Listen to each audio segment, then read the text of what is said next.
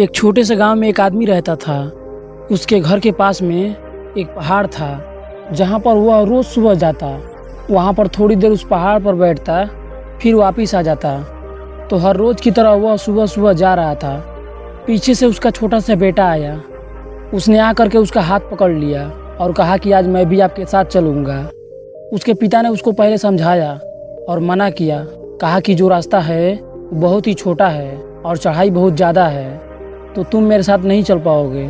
लेकिन फिर जब उस बेटे ने जिद करी तो पिता मान गया। वह दोनों पहाड़ पर चढ़ने लगे।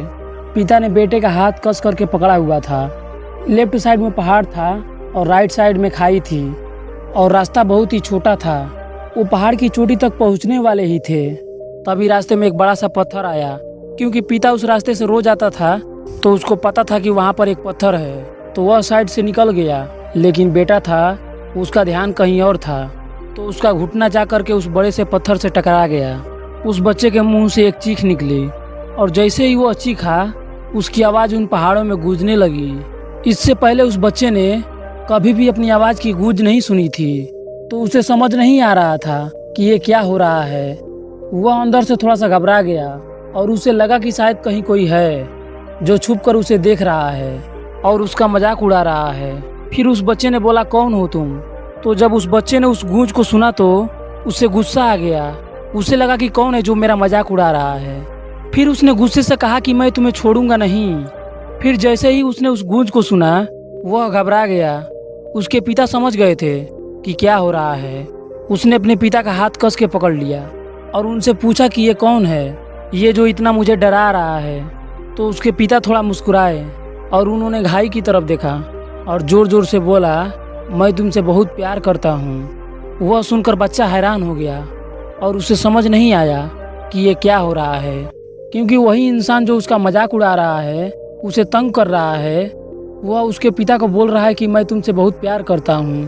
तो उसके पिता ने उसको देखा और समझ गए कि इसके मन में क्या चल रहा है, और फिर दोबारा उन्होंने बोला, तुम बहुत अच्छे हो।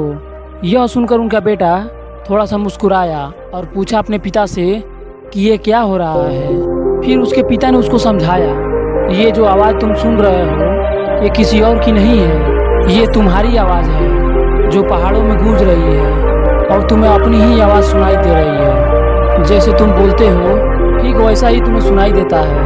अगर तुम गुस्से से कुछ कहोगे तो पलट करके जो आवाज़ आएगी उसमें भी गुस्सा होगा, लेकिन अगर तुम कुछ अच्छा कहोगे तो आवाज़ भी अच्छा ही आएगा।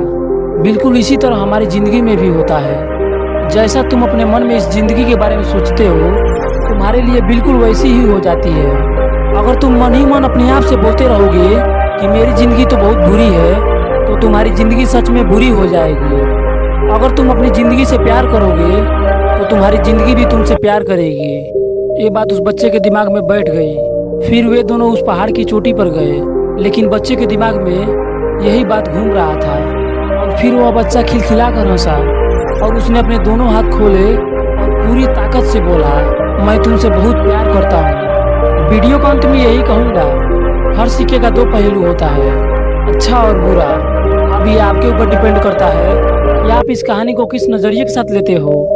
मिलेंगे दोस्तों अगली वीडियो के साथ। जय हिंद, वंदे मातरम।